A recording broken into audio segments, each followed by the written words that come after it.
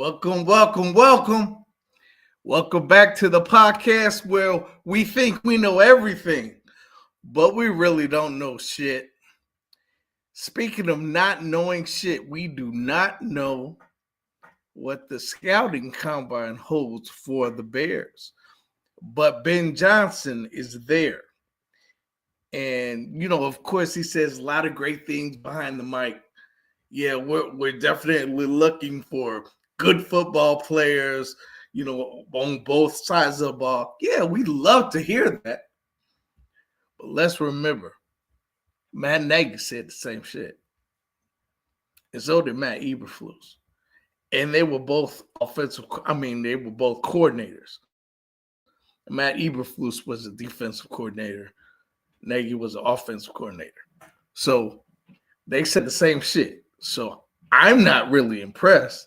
What should we be looking for at the combine? Well, are we looking for an edge? Are we looking for offensive line? Are we looking for a running back? Who knows? But we need something. We definitely need something. So we are going to talk about that. We're also going to talk about who's out there for free agency. Shit, that starts on March 10th. We know there's people out there, so we're going to talk about that too. But also, and before we talk about any of that, we're going to talk about a little bit of Black. It is February. We haven't really talked about any Black history, so we're going to talk about it today. And we have a living legend tonight that's going to give us a little bit of Black history. I cannot wait. If you all saw the promos, then you know who I'm talking about. I am talking about Mr. Fred Evans. Man, this is going to be a great show. I'm not telling you what he did historically yet. So you have to wait. You got to find out. Hit it, Commission. You are now rocking with the Chicago Clubhouse podcast, where they think they know everything, but honestly, they don't know shit.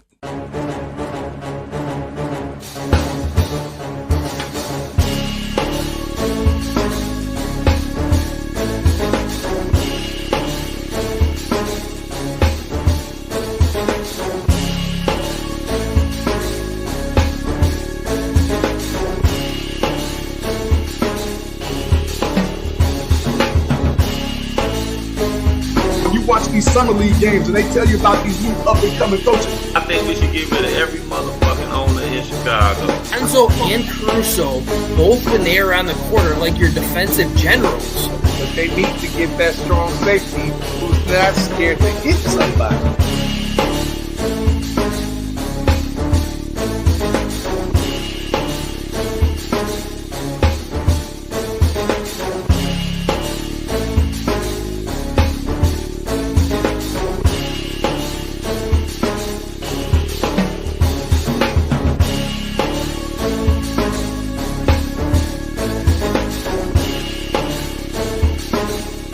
They really don't know shit.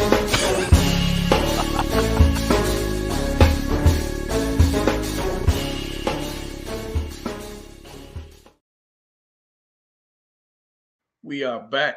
We are back. We are back. Thank you for tuning in. I'm your boy Tnic, point guard, quarterback, whatever the hell you want to call me.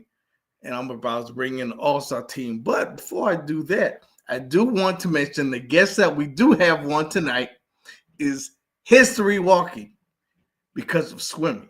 He was the first Black swimmer to ever win a collegiate award. And we are going to talk to him and we are going to have a lot of fun. I'm sure he has a lot of great stories to share, a lot of wisdom to drop, and it's going to be a lot of fun. So let me bring in the All-Star team. Of course, we start out with my boy, the stat man who knows every single stat from every single team, 80s and 90s, basketball and football, my man JB. T, what up? JB, you got a different background, man. What's going on? That's the new crib. A new crib? Wow. Congrats, man. That's dope. That is dope, man. Congrats on that. So where is the new crib? Still in South Shore. So you're in South Shore. Okay. Uh-huh. That look better. Just had to make sure, had to make sure I got it right. That's all good, man. So are you, it kind of looks like you're settled in already.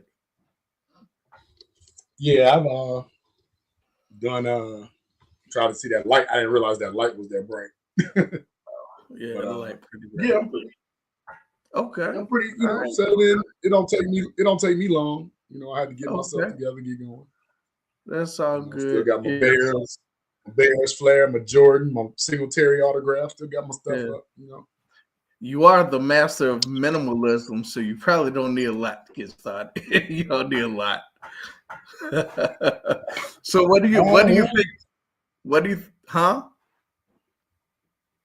I said, I don't know about this one. Ain't nothing minimal about this joint. So what do you think about the Bears? What do you think about the Bears, what they should be looking for at the combine, in your opinion? Line. Wow. Okay. All right. So I guess you're saying the line. Okay. Pretty much. All right. I guess we'll get into it after we get the rest of the All-Stars in here. So the next All-Star we're bringing in is my man who probably has the foulest mouth in the city, but he has Lil Ricky now, so maybe he's going to keep it to a minimum. But let's bring him in here and let's find out. My man, Foul Mouth C. Evening, fellas. Foul Mouth, what's going on, Playboy? Oh, nothing much. Chilling. Okay, all right. Well, real quick, let me ask you the same question. What do you think the Bears should be looking for at the combine? Trenches. Offensive line, trenches. That's what their biggest needs are. That's what they need to pretty much focus on. They are the trenches. The big uglies, as they call them. All right. Well, you know what? Before we even take a deep dive into the Bears, like I said, I want to take a second to acknowledge and speak a little bit about Black history. Even though we got like the shortest month of the year to celebrate it, it should actually be celebrated all year long. It's not just about Black folks either. It's about all of us. We're people. But Blacks should be emphasized, not only because of how we got here, what we went through, but the struggles that we currently go through, but it should, it should definitely be celebrated. The obstacles that we have to overcome. And speaking of obstacles, overcoming obstacles, that is what our guest did. He overcame a lot of obstacles to become the first Black to ever award in collegiate swimming. And let's check it out. Kabish.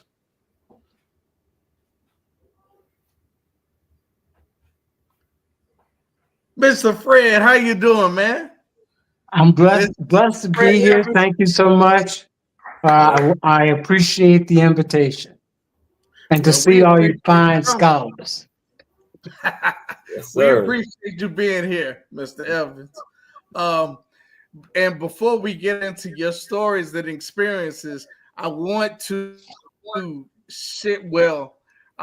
play a little clip for the chat. And I want to take my hat off to you, as I'm sure the fellas do too. So, Commish, can we go ahead and play that clip? To deal with the economics of the sport when he first started swimming. His father was an attorney and could afford the best for his son. Fred's father passed away 4 years ago, and now Fred wants to somehow pay him back. He's on his own, and he's on his way to a goal, a dream he hopes to fulfill in 1976, to swim for the United States in the Summer Olympic Games. But Fred Evans had to overcome a lot to become a champion, like the times he was the only black in a meet and the white swimmers pushed him aside as if he wasn't even there. Matter of fact, whenever I noticed that, it just made me want to swim much more. And I have a funny-looking dive, and certain things, the way I swim, look funny. And if a person has never seen me swim before, they probably would maybe laugh or do one of these things until I actually get in the water. And it's just, I like upsetting the norms. You know, I just, when it bothers them that I'm doing good, that just makes me try and go much more harder. I love it. I love it. I don't know if your guys can you hear me? Can you hear me? Yeah, I can. The reason why that clip was even important was the speed in which I could get to the wall and off the wall faster than so many other people. That was the pardon me? They showed that. Yep. They showed it. Yeah, well, I always wanted to do color commentary for swimming from a black perspective, but I have not won that fight yet. Because I think it's much more entertaining other than, and his first split for the first 25 was 12.1 seconds. Let's see what he does. Sound like it. You sound like but it's the same for everything, you know. You guys work your butts off. People don't know the price you pay. And it's they don't understand that what the people who are managing you want is for your greatness to come out. And they want you to listen and they want you to work really hard. I mean, so hard that you would think they're crazy.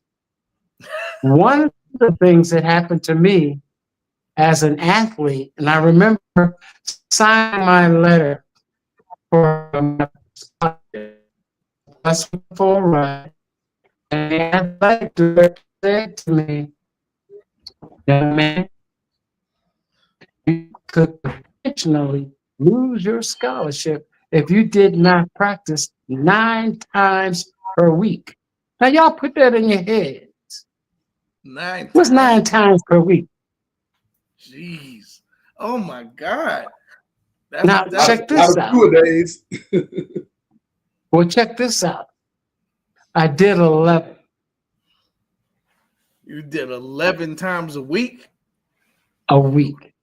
Wow. So, you know, what price are you willing to pay? What college was that? What college was that? Chicago State University. Interesting you asked what college. That's another question. They were the only place in the United States that I wanted to go to that offered me a full ride. Oh, wow. So I'm a young kid, can't pay for college. I need a way to go. So my goal was to get a scholarship. And even at my high school counselor said, "You can get a scholarship for swimming." That's how unlikely it was. I mean, imagine I'm a senior in high school and I'm going to the United States of America Indoor Nationals. And guess who I see that looks like me? Nobody. Except for service.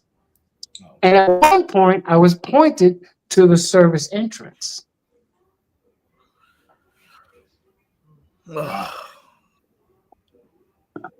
Jeez. Y'all want to go ahead. No, I was gonna say, so when that happened, did you not walk in with the team, or they kind of thought you were just like carrying their bags or something? In high school and in my age group swimming, on my team, I was the only person that qualified for the indoor nationals. So I didn't have a team. I had my coach, who was pretty famous, and a female and white with a brother. Yeah, I hear you. Even your brain said, look at that picture. But yeah, it was, but here's the deal. I found out the reason I started was because I thought the good looking guys had the really pretty girls. And I was in the 7th and 8th grade, all boys school. And they told me the swim team was co-ed. I was in. So after that, it was pretty much do the work. I found out I was getting faster at it. I did play football. I did play soccer. I did play baseball. I tried to run a little track. Matter of fact, I was the 4th fastest kid in my entire high school as a freshman. And they cut me from the football team. But that's another story. That's just another story. I guess what I really want to get to with you guys and your age group and the distance in our years is really the work. It's really, and it doesn't matter in what, and the kind of attitude you need and the kind of people you need to put yourself around and chase. Because really what they want to know is, can you go after that? Not sort of, not kind of, not maybe. Can you step into that ring? And not only did I want to step in the ring, I wanted to come out of the ring too. Yeah, so absolutely. What was my motivation? Not to lose. Right. Check that out. Yeah. Okay. So I wanted to ask you. Oh, go ahead, T. No, but go ahead, Debbie. Saw you. Because you stated that you had a coach and it was just you, no real team. Like that extra work. How? Like where were you practicing at? Were you at different schools? Oh, wait.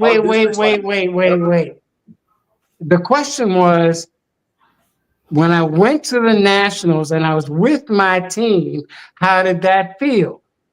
When I went to the Nationals, I was only with me, the only kid that qualified for my team, and the coach.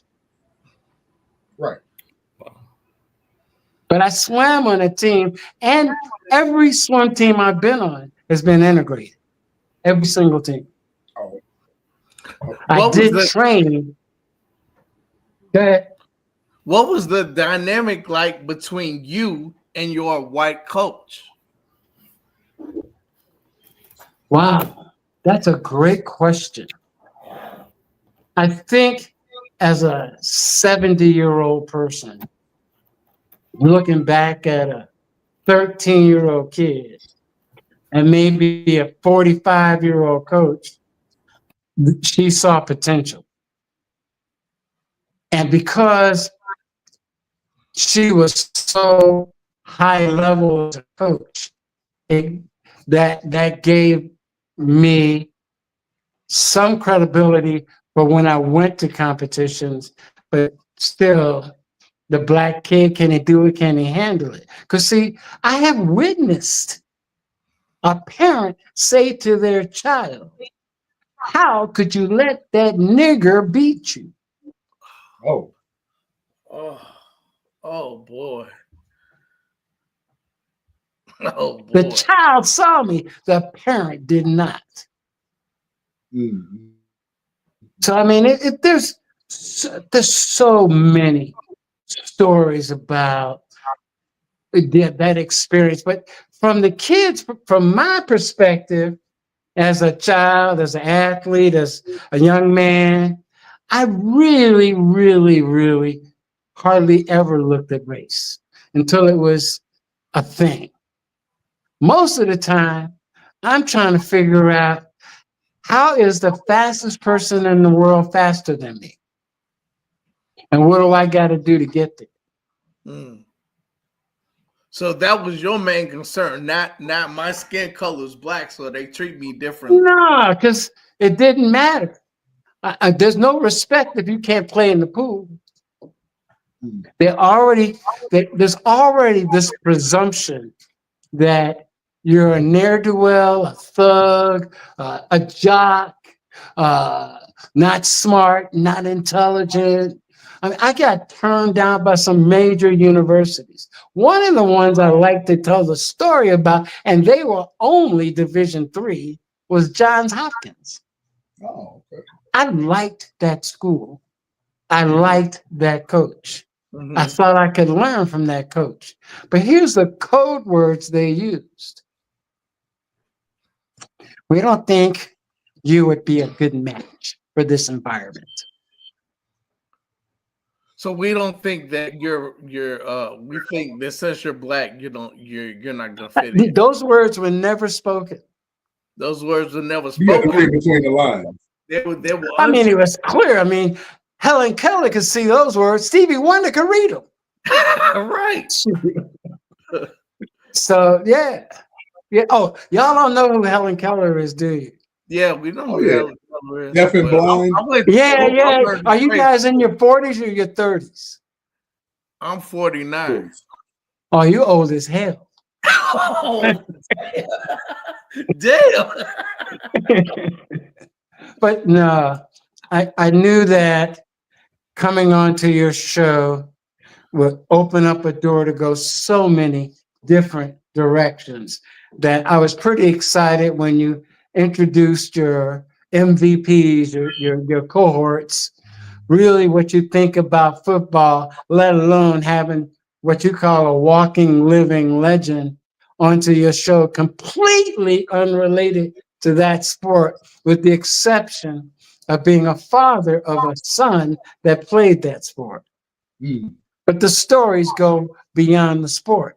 The stories go all the way through to how you walk, how you talk, how you're going to eat, how you're going to make a living, what you got to do, how hard are you willing to work.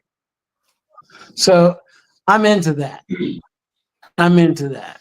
That's where I want to go.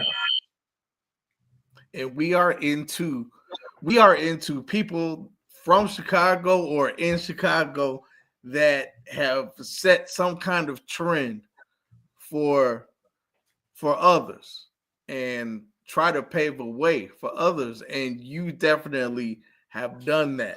Even though you might not have tried to do that, you got a lot of black people that are swimming. Wait a second. I did try, because see, even in my own team, from a guy that I really grew to respect, but I never will forget, he said to me as a 13-year-old kid, "You'll never beat that kid that was on our team." Because it was unheard of. And when I beat that kid and walked back to him, back then, we didn't cuss out on deck because that was a booty kickable offense. Now, B stands for, you heard what I said, booty kickable, but basically it's an ass kickable offense. You start cussing. That's called an AKO. But right, you got BKO and AKO. Depending on your environment, would depend on your language and the one you pick. Right. Like, I like to use one that I say is the corporately sociable way to say F you. And it's this: read between the lines. Right. I'm sorry. I digress. I'm sorry. I just couldn't resist. But no, I mean, I remember those stories, and I remember feeling pretty good about doing things that other people say you can't do. And that was another motivator. My father died when I was 15 years old. Mm-hmm. And that put me as a sophomore in high school, I think it was, or freshman. And I knew that door for going to college with somebody else sponsoring it was gone. Matter of fact, at 14 years old, my mother and my father brought me into the kitchen at my house. I said my house, I'm so stupid, at their house. And I'm mostly thinking, what did I do?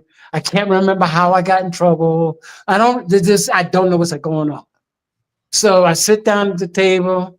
My dad says he just wants to, my mom and his wife and I want to tell you something. And I'm 14 years old at the kitchen table. Mhm. When you're 18, you are grown and on your own. Let that resonate. Now, being a kid, I'm the firstborn kid. I think everybody behind me is going to get the same story at 14. They did not.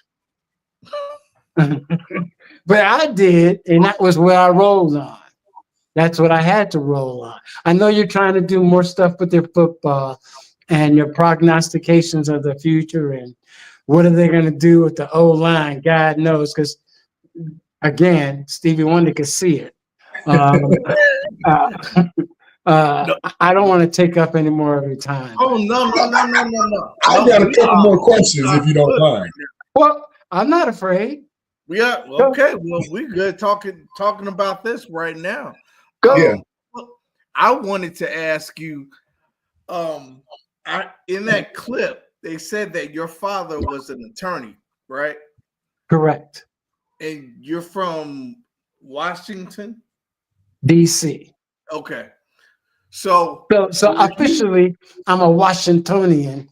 And if some of you travel, I'm not DMV. Okay. District, Okay, Maryland, Virginia. District, Maryland, Virginia. But go ahead. So, being that you come from, I guess, an affluent family, were you afforded some opportunities, like in swimming, that maybe other blacks weren't, and maybe that? Absolutely. Yes. Absolutely. Okay. Coaching from the very beginning. You know, I mean, there are a lot of really great coaches that we never ever hear about. But the coaching that I was able to receive and the environment that I was in, it happened by happenstance. But in the review of the picture, it made a big deal difference. I said this from the beginning. When I was a teenager, you know, what is this that happens for you that makes you be able to do this? And it was my parents making it possible for me to participate. Financially, transportation, food, equipment, trips, all of those things. It made a huge difference. But I can say in the same breath that there's so many really great coaches out there that I've seen them do more with less. And I've seen that I have a really, and I need one of your fact checkers to do this while we're talking, a really fun, great person I know by the name of Jim Ellis. They did a movie, Jim Ellis, Ellis. It actually did a movie about his life called Pride. Yeah, I remember that. That was with Terrence Howard. Yeah, that guy. Terrence Howard did his character, and Jim took the net down from the rim at the end of the movie. But you know, Jim was not a world-class athlete, but he coached and created a world-class swimming environment. So it's another example of not whether or not we can. It's just clearly the opportunity, right? The exposure, and the drive. I know that for this show, sometimes other issues are not allowed to come up. But it's really no difference. You gotta believe that person you're talking to that's guiding you can get you to where they said they want you to go. You gotta do the work they say it's gonna take to do, in spite of how you feel about it. Right. Because often, and this is something I learned in coaching more than as an athlete. I think I did it more as an athlete. That's why I could do it as a coach. Is that, everybody wants to know why. Why we got to do that set? Why has it got to be that? How come we got to go over there? And I said to them, sometimes you got to do it before you ask the question. So the questions you ask will be more germane to why you're doing it. And the lesson you learn will resonate even greater, which will accelerate your performance. It will accelerate your ability to work harder, not transgress, not be afraid. It might encourage your friends to encourage you. So no, I know I'm talking too much again. Nope. You're not talking too much. You are great. Oh, well, you are great. Dropping a lot of wisdom. A lot of that's another scary thought, but I'll accept it. a lot of nuggets that we all actually can learn from. Yeah. It lets us see that, like, back in your day. I'm not trying to call you old. I am older. I'm agreeing. Older.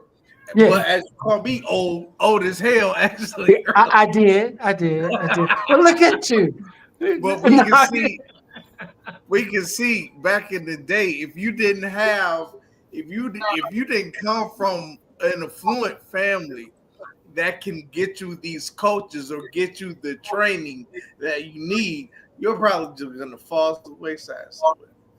I know it wouldn't have, I know that because I came from a family where the father was educated, the mother was educated, the mother, the father, and the sister of the mother, and the husband of the mother also helped in the raising of the children. So none of us got to where we are for free. I couldn't begin to thank all the people who ever prayed for me, whoever wished well for me, whoever said, yeah, you can do it. I can't even count that number. I can count the number of ones who said I could not, because that was a driver. Right. But I did not get to where I am by just being Fred Evans. A whole bunch of made this thing, Fred Evans. And I'm proud to be my mother and father's firstborn son. I'm proud of it. We are proud that you are here right now with us. You could have been anywhere, but you took a few minutes to talk to us. So we really... Yeah. I'm like, how do you get older people to come on this show late at night? Sometimes it's a struggle, but we manage somehow. We're pretty good guys. Yeah. I mean, pretty good conversation. Well, it seems to be that you're really into your craft. Well, and not only are you into your craft, you can name the people who do the craft that they're into to show validity, to show, hey, you may not feel a certain way, but we do, because we know why we do, because we do the work. True. And one of the beauties of this show is we can have people like you come on and speak your absolute truth. However, whatever it may be, your absolute truth. No chaser, no lies, no nothing. And you tell your story exactly how you want to tell it. Well, yeah. I mean, I don't know why anybody wouldn't do that. You'd be surprised. Well, I understand liars. I understand that. But what, and I also want you to know, since you opened the door about how I came up and what some of the privileges I went through, I'm a child that was born in Northeast DC. That was my first home. Mm-hmm. My first home outside of Northeast DC was Northwest, but it was on Decatur Street. That was the name of a gang. Really? Everything's not rosy. Okay. Okay. Yep. So you were on both sides of the track. Yeah. Yeah. You seen both Although sides. I ended up, for people from Chicago, I ended up sounding like I talk funny. Hello, how are you? Terrific. The kid's doing well. Yeah. But so I have a cousin. I got a question I didn't get to ask yet. Go. But I don't want to forget. But in your career, right? Who were some of your either people that you admired and aspired to be, or who was some of your greater competition? Was it like of that Mark Spitz era, or was it somebody else? Well, yeah, I was in that era, just a little bit behind him. But and yes, we've met and talked and all of that other stuff. I'm not sure where to go with your question. Help me get there for that part. Just because, well, from our standpoint, a black swimmer, male or female, is very, very rare because there's so many of our youth that can't swim. So I was wondering, like, where did the inspiration?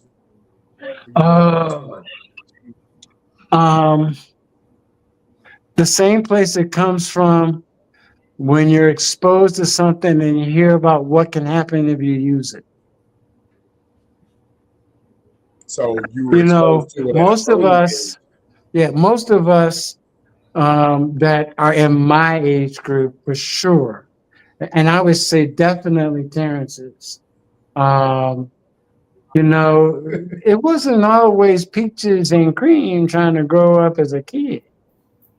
We grew up in a time where I never ever saw my grandfather on my father's side or my grandfather on my mother's side. I didn't see my mother on my father's side, but I did see my mother on my mother's side. When I asked my cousin, who is the closest to who my father could mentor at the time, the story about what happened to my dad, the story is we think he was knocked off a truck and killed. Wow. My father's father. Your grandfather, yeah. Correct. That's probably not true. Right? I can't prove it one way or the other. Well, no, I can't. There's no body. You can't prove it, but I know a lot of people back then when they said that, oh yeah, well this happened, they got ran over by a truck. It wasn't just that. There was something. I don't know, but here's what I'm saying: what I did not see.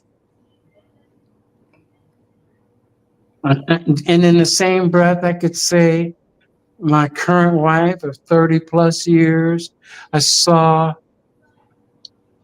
her daughter have a daughter and her mother have a granddaughter and her grandmother have a great granddaughter.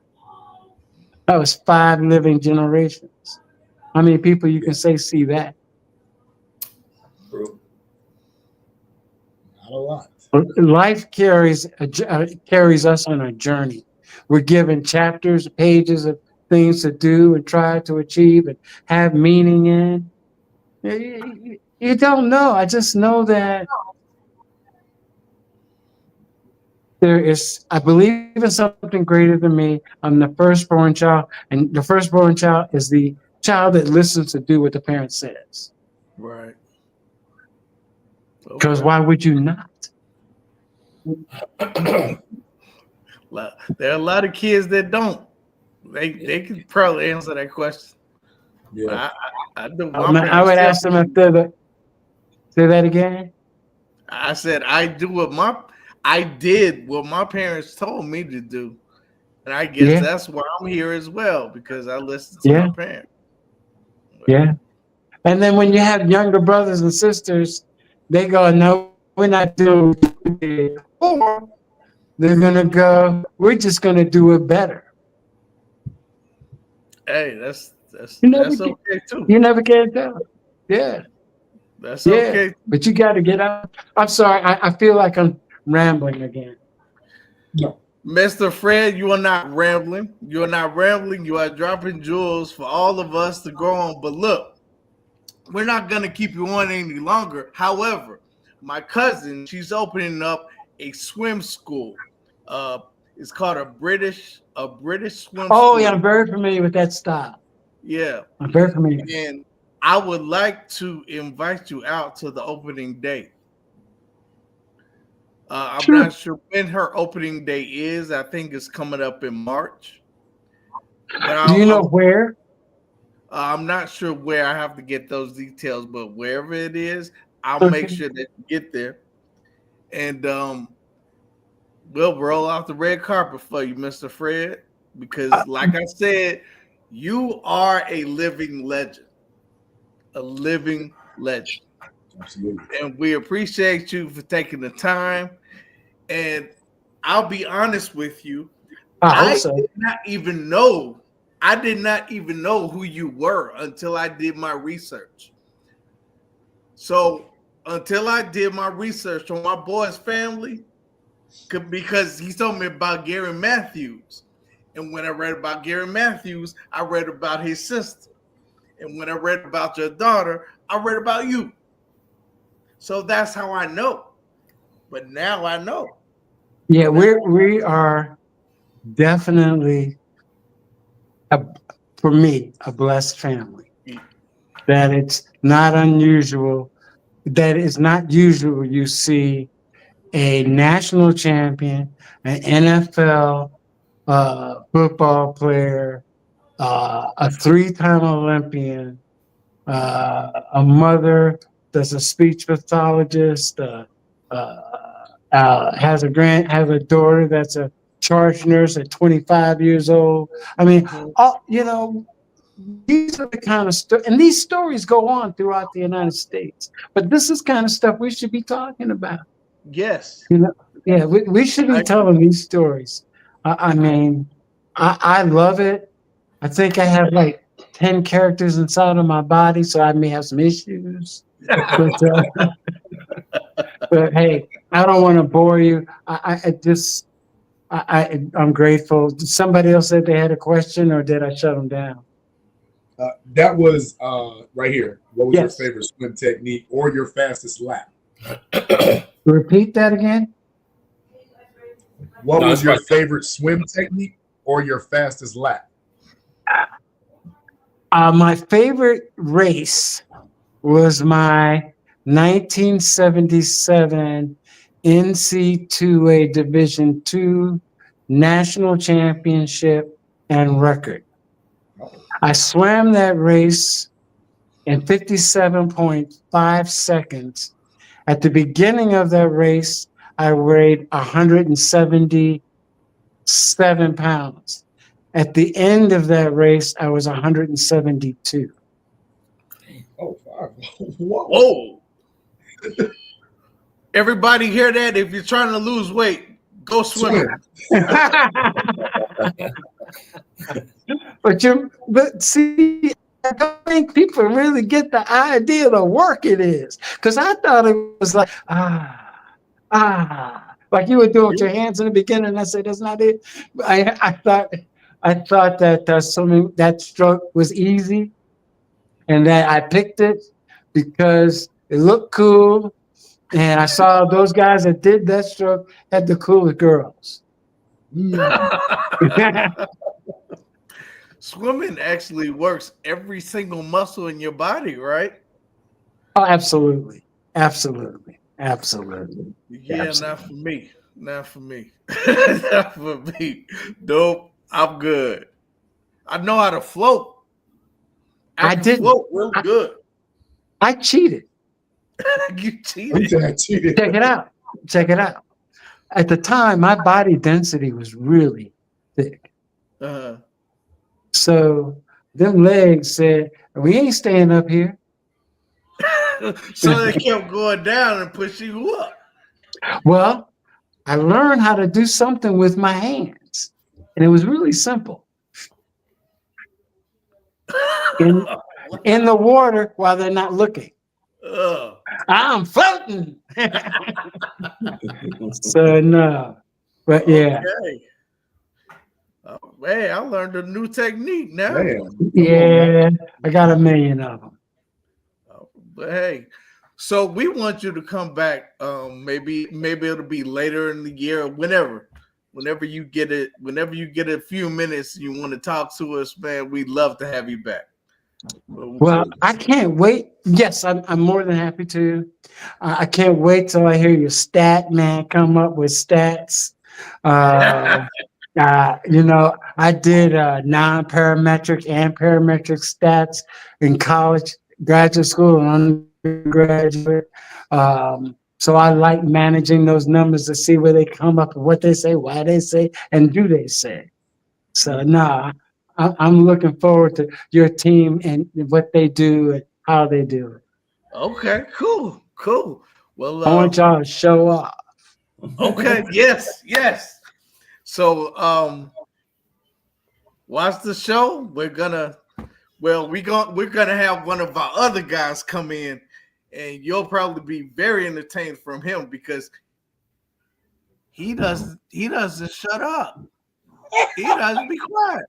But he knows the shit. He knows the shit. And he's from Chicago too. Is he? Chicago. Come on, man. Oh wait, he even said mine. Yeah, but that's a DC thing, isn't it? Mine. Well, yeah, that's that. I don't know. I don't know if DC can claim it, but I think we have definitely used it.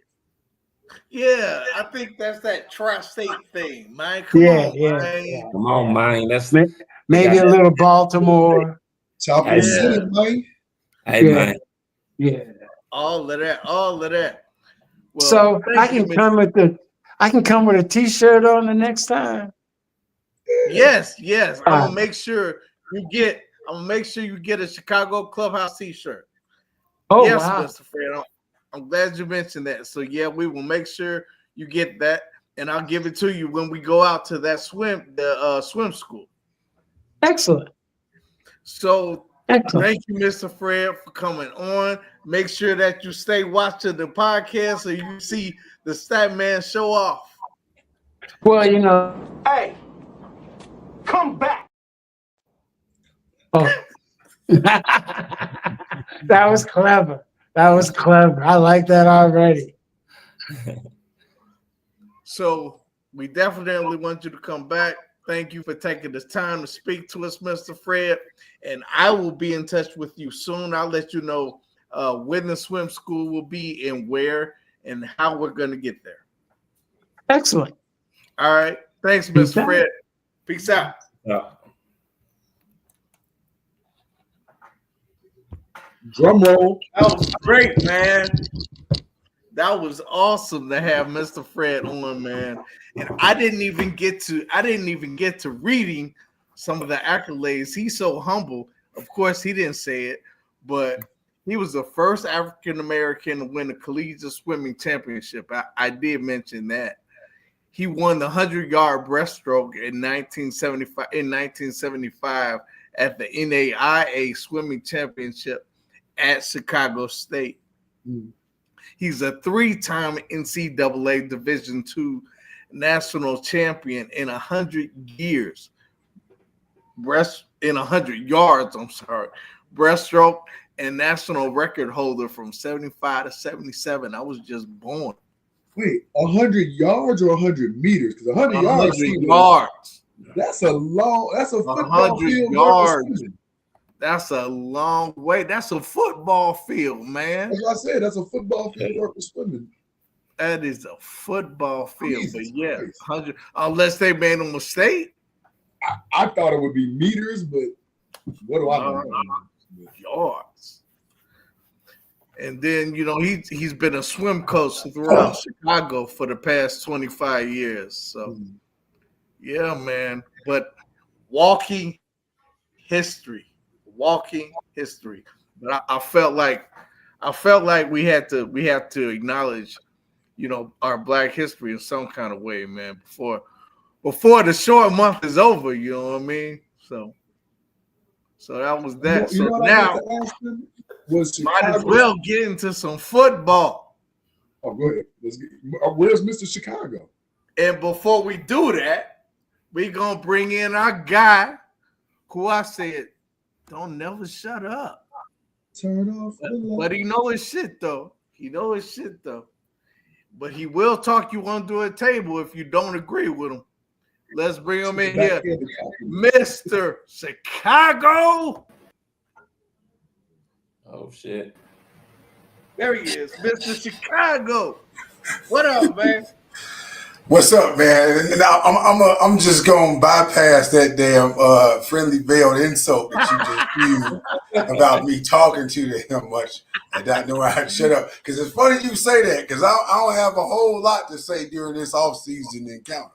But I'll have a few things to chime in on as we continue on with the show. But I do want to say that I was listening in on Fred Evans and him being a walking epitome of what Black history is, especially obviously to your point about it being a short month. Every day is Black history. So to hear historical facts about this Black man who has accomplished so much, especially in the sport of swimming, where back then, not many Black athletes, for that matter, were even given an opportunity to do that. So, for him to accomplish what he accomplished, I was quite honored in hearing him talk about the very things that he endured and went through and accomplished throughout his life, and him being a swimming coach now, just passing that knowledge and that skill on to the next generation that's a remarkable thing, man. So, hats off to him for that. What's up? Hey, Grizz, what's up, man? So, as we get into this football, let me ask you this, Mr. Chicago, as I asked JB and Chris. What do you think Ben Johnson should be looking for specifically at the combine? Well, for starters, I mean, a lot of times you hear people talk about how you shouldn't draft need over talent, but I'll tell you this much.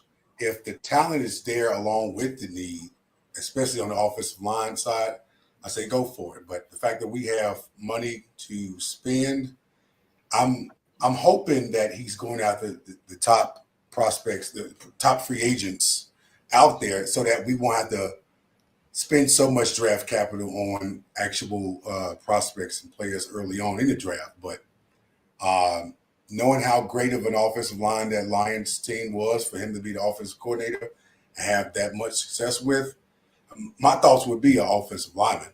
Obviously, I like the Kelvin kid from Texas. Obviously, everybody's been campaigning for Will Campbell over there in LSU. And then you have the other guy from Georgia. I forgot his name. But it's some pretty good guys that's out there. It's not a lot of tackles, but there are some guys. Obviously, I'm totally against guys who this but played that. I don't like all that shit. I need somebody who's bona fide in their position. But I do think he will go after offensive linemen if he doesn't go after one initially before the draft, which we have pretty much the middle of March to kind of start shopping around for free agents who would like to come here and play for him. Mm-hmm. Okay. So I got a question to ask you, Mr. Chicago, because you said something that was kind of. So when you look at the overall draft picture, when you say there's not a lot of tackles, right? What if I was to tell you that 9 of the top 10 actual prospects were actually offensive tackles? And I'm talking from Texas to LSU, Ohio State. You got the kid from West Virginia, Mizzou, Oregon. you have a lot of tackles. Now the question remains, how many of those tackles turn into actual guards? Foul. Me and you was talking about that a couple of years ago with Peter. How you say his name? Peter Sadaransky, right? Mm-hmm. From Sadaransky. Okay. Northwestern kid. Yeah. So now I know a little bit about him. Yeah, he played guard, right? He played both. He was highly rated as an offensive tackle.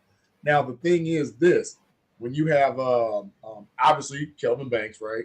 We figure he's consensus number one overall with the thing he did with Texas.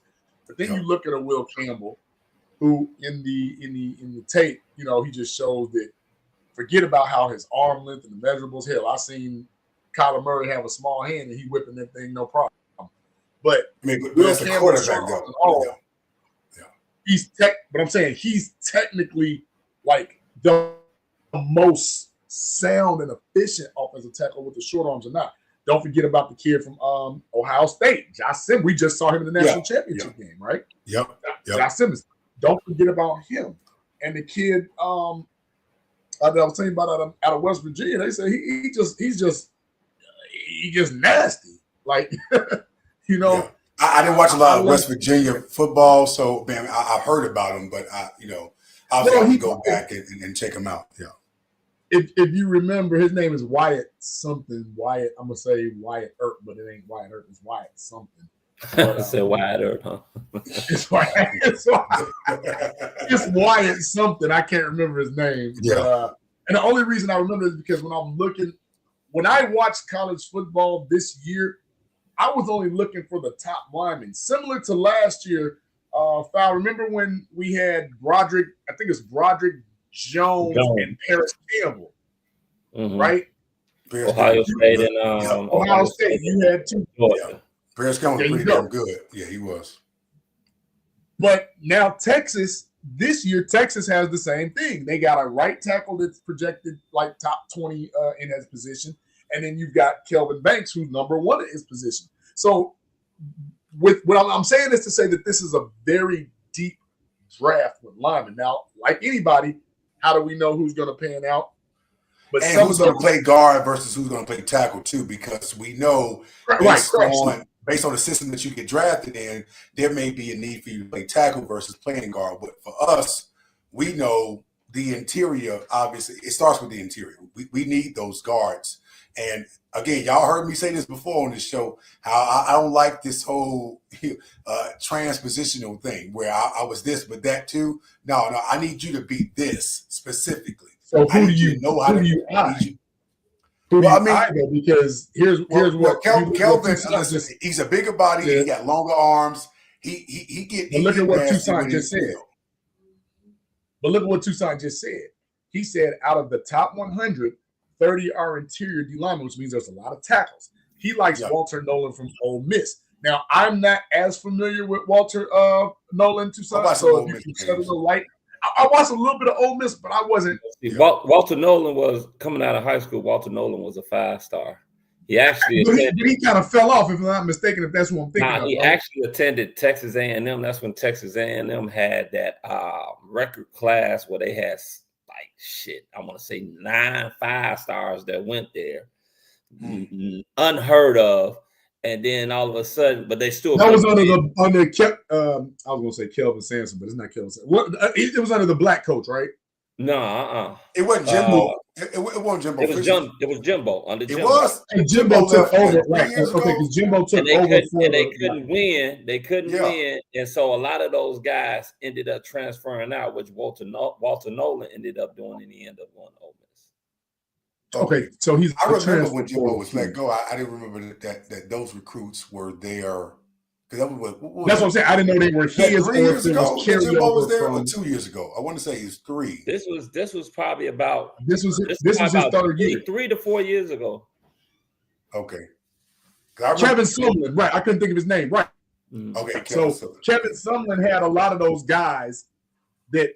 Right now, like I said, in year 4, in year 5, Kevin Sumlin has some of those guys. So that's why I was wondering, was Walter Nolan one of his picks? Yeah, but now to your point, JB, my question would be, okay, how many of these guys are bona fide in a certain position versus being a hybrid of this and that, right? So, I mean, obviously, given the dynamic play calling of Ben Johnson, I would assume that he wants some guys who are specifically like who specialize in a certain position, right? But to that point that Tucson brought up, the defensive lineman, I would think would be a priority. And I said this before too. You put the needs in a damn hat and you just pull one out. That's the first damn one we need. like that's what we need the most. You say offensive lineman, I won't disagree with you. You say defensive lineman, I'm not going to disagree with that either because we can't stop the damn run, but then we can't produce enough chunks of yardage running the ball either. So it's pick your poison when it comes to that. But I think with Ben Johnson and his coaching staff, which I mean, quite frankly, I can't even think of a time where we had such a dynamic group of coaches together at once. So with these coaches, I'm of the mindset, okay, hey, everybody's going to be bringing in their own flavor or ideals of what type of player they would like to have within their offense or even within the defense too. So it's going to be pretty interesting to see. I can't really look that far ahead to the draft yet because I have to think more so about the free agency that starts in March, like the middle of March 1st to see. Because I do think based on what we do, right? Yeah, based on what we do in free agency, that's going to dictate exactly to an extent how we move in the draft. At least True, but if you're looking for interior depth, we've gotten the depth. We have a Bill Murray coming back. There's a couple other guys. So the depth is no longer the issue as far as bodies. Now it's about good play, star caliber players. Yeah. Obviously, Zach Martin retired, so we can take him off our short list. The guy from the Falcons, the center, I'm hearing a lot about him, and I would really like to have him on this line, man. But you got to remember, he excels in run blocking. He's just average in pass blocking. Think about the offensive line he was on.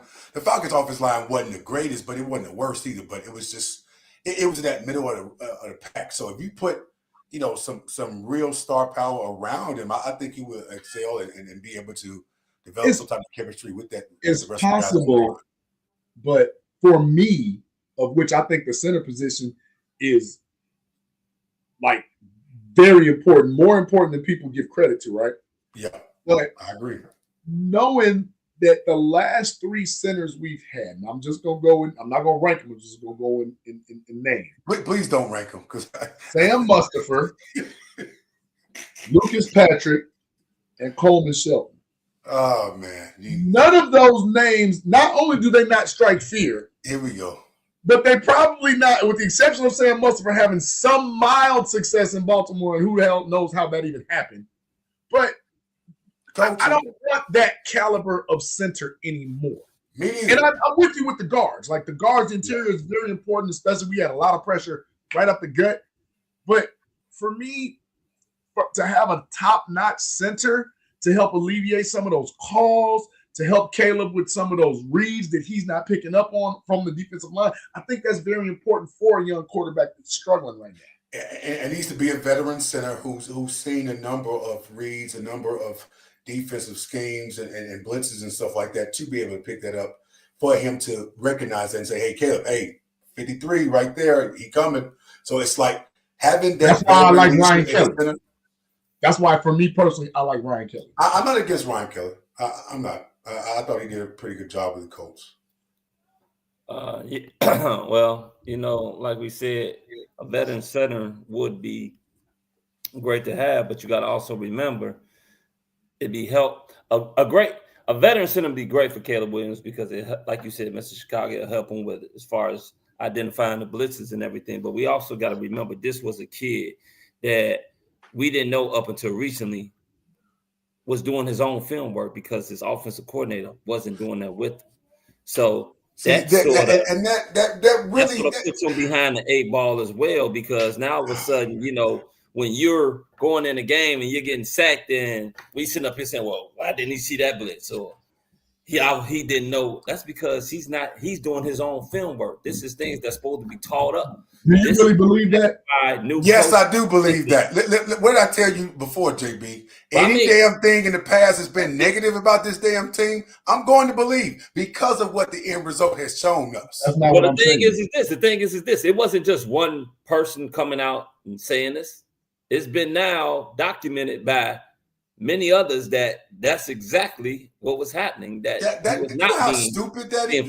I mean, he came out himself. Even Thomas Brown came out and said he has not had a conversation with Caleb Williams, and that's the fucking passing game coordinator and supposed to be QB coach, and he didn't have any fucking. That is not competent. Actually, that's coaching malpractice. You're doing a rookie quarterback like that. And that's why I don't believe it. Let me tell you why. JB, you of all people don't believe you don't believe it because you don't like it. Hey, hold on. Everything that you hear about, everything that you always spew on this show that's negative about this organization and franchise, you gonna tell me with a straight face you don't believe this? No, I don't, because I've seen with my own eyes on Sunday Waldron trying to show Caleb on the iPad, hey, this is, and he does this. Like, that has nothing to do with film work. Let me finish. Yeah. I'm saying that has nothing to do with Monday morning. We're going to talk and look at. Hey, this just speaks to me that it's all of a sudden now. You never heard this about Geno Smith or any other quarterback that Waldron's worked with. So all of a sudden, actually, we heard some things about Shane over there in Seattle. We heard he was an asshole. We heard he was an asshole. We heard. We didn't hear he wasn't about film study. So what I'm saying is this. I'm trying to give y'all an alternate line of thinking. Is it possible that this was leaked out to do a little damage control to take a little bit of the pressure off of Caleb as to why he struggled at times? You have to think that could be a reason. Okay. Listen, Chicago media is not in the business of coddling any damn body, especially given how bad. Chicago media didn't leak it. Somebody from the Bears, like, hey, let's take a little pressure off of our franchise. Chicago media got that from somebody in the Bears. But here's the thing. Let me finish. You've never heard of this particular guy who's so supposedly meticulous in his vertical offense and how he works in conjunction with his quarterbacks throughout his career. All of a sudden, this guy he doesn't want to work with? JB, do you go down the rabbit hole of what we've never heard before until we heard about the shit that was going on with this damn team, with the Bears? The damn HR department sitting up there firing the damn coach for sitting up there trying to pull his thing out on the damn intern.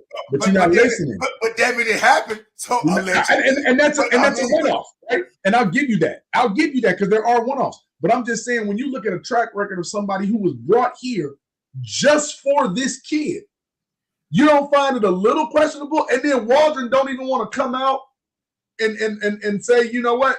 That ain't true. Like, so something ain't always adding up. What do you say about Waldron, who was smiling on the damn sideline when Caleb was getting his damn chest caved in? He was on the sideline smiling and laughing with him when Caleb was like, what you laughing at? What's funny about us getting our ass whooped? Some things are just... Because I've heard conflicting reports. I heard that Caleb does not show up. I'll put it to you like this. That's what I've heard. Look, this is how I put it.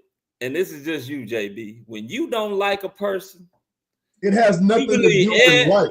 It has to do with accountability. If it's anything that's talking to them in a positive, you don't believe them. If it's anything that's talking to them in a negative, you totally believe. That's just you, bro. You have a fucking bias. Like, and you're wrong. And I'm telling you to your face, you're wrong. You have a bias. No. The thing is, you're wrong. Come from multiple sources. Even his offensive coordinator that ended up taking over for Waldron stood up and said he's never had a conversation with that. So you mean to tell me this is Thomas Brown, who don't even have an offensive resume? So don't even bring that up. Somebody don't have an offensive resume. Was he not the offensive coordinator over there in Carolina? He was still damn. He was offensive coordinator for Carolina, and he was the assistant head coach for the Rams. So you can't sit there and say that, JB. You're dedicated. Y'all don't never listen. So far. What offense did Thomas Brown implement and run? I'll wait. It wasn't his own offense, but he was the offensive coordinator. He didn't implement his offense. Listen, But that's you what I'm saying. still ran a offense. You're splitting hairs now, JB. You ran a system. You ran a system middle of the year 2 times in your career that didn't work. That's not an indictment on Thomas Brown. That's one. So cut that shit out. 2. Nobody said it was. We've witnessed whatever your bias is for Waldron and Caleb that you think I have. I call the facts. We also can look at the fact. Did you call it the fact? also can look at Justin Fields and look at Luke Getsy and say all the film study in the world that this dude didn't know what he was talking about or doing, which made couldn't read a damn a Cheesecake Factory damn menu. Point is this, but you never heard until Justin came out and was like, "Oh, he got me playing robotic. I don't feel like myself." And then what they do, they told Justin 2 hours later, "Hey man, go apologize. We don't do that around here. Get that off of here." So don't make it seem like we know they were full of shit. We know that. And this could be one of those situations too, where it's like, let's take a little bit of the heat off of our franchise quarterback. I would agree with your argument if it wasn't for what Fowler just pointed out. Thank you, Lorenzo. Your ability to be objective about Caleb has been abysmal, to say the least. You're not really objectable about Caleb. And that's your opinion. And just like assholes, everybody got one. So I've never heard on this show. I rarely heard, if I ever heard you say anything positive about Caleb. And you would take it as if we're saying nothing but positive shit about Caleb, and you would just denigrate that by saying nothing but negative shit about him. Just because you still love Justin. Listen, I still love Justin too. But Justin, what is it working out for Justin in Pittsburgh at this very damn negative? Let me tell you why. Let that go now. Let me tell you why. Let me tell you why. Because I said before you tell them why, JB, let's pay some bills. Pay some bills. Yeah, let's go.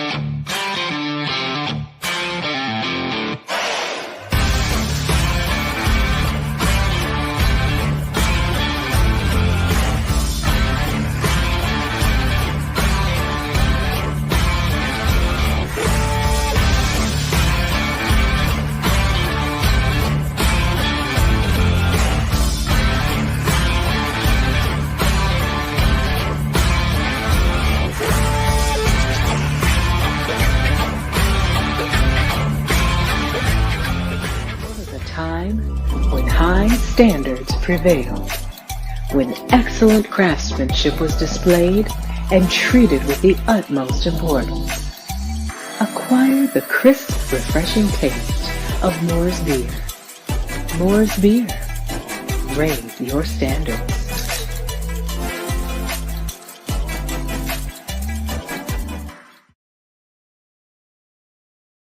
Chicago Clubhouse podcast is brought to you by In the Zone and Moore's Beer.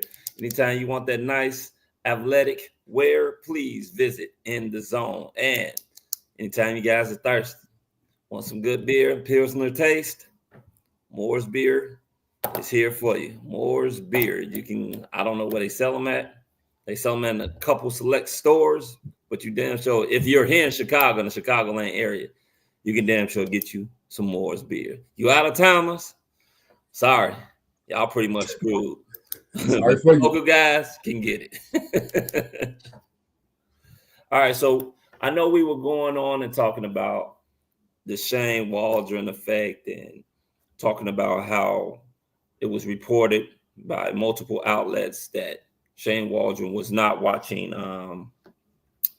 film with Caleb Williams. It was also told by his second offensive coordinator for the season, which was Thomas Brown, that he didn't even get a chance to interact with him, and he was the passing game coordinator. So, I mean, that's something that we can continue to go back and forth about, and shit, that will probably take the whole damn podcast. So we all know that this is combine week. I don't know, like, have they started running, how the different position groups started running yet, or start doing their workouts yet? No, I thought they just got there, right? I think that's they just got there. Yeah, they just got there for like interviews and like press. Right. So I think I guess the workouts will be coming within the next workouts. 2 to 3 days, right? Yeah. So I want to ask you guys right now. I'll ask you, Mr. Chicago, since JB stepped away for a second. who are you looking forward to seeing participate in the combine? Now, there is some talk that there are a lot of people that won't be participating in the combine. I think Shedeur Sanders won't be participating. I don't think Cam Ward is participating. The running back that a lot of people say that they want the Bears to take at 10, and a lot of people that the Bears fans say that they don't want the Bears to take at 10. Genty, I heard he's not participating either. So tell me, who they only do on pro days. Those three only do pro days. Yeah. So this is a two-part question. First of all, who are you looking forward to seeing participate in the combine? And then secondly, my second part of this question is, are the agents having too much power now where they're basically dictating what goes on at the NFL combine? Ooh, I mean, shit, that's tough. Question. It is, because I don't even think it's just the agents. Because if you think about Shedeur's situation, that's more so Coach Prime, more than it is whoever Shedeur's representation and agent is, right? So Coach Prime, who's the greatest corner who ever played this game, he knows this game in, out, up, down, left, right? So he knows what to expect, what not to expect, what his son needs to be looking more so towards and focused on. He knows where he wants his son to go, or has an idea about where he wants to go.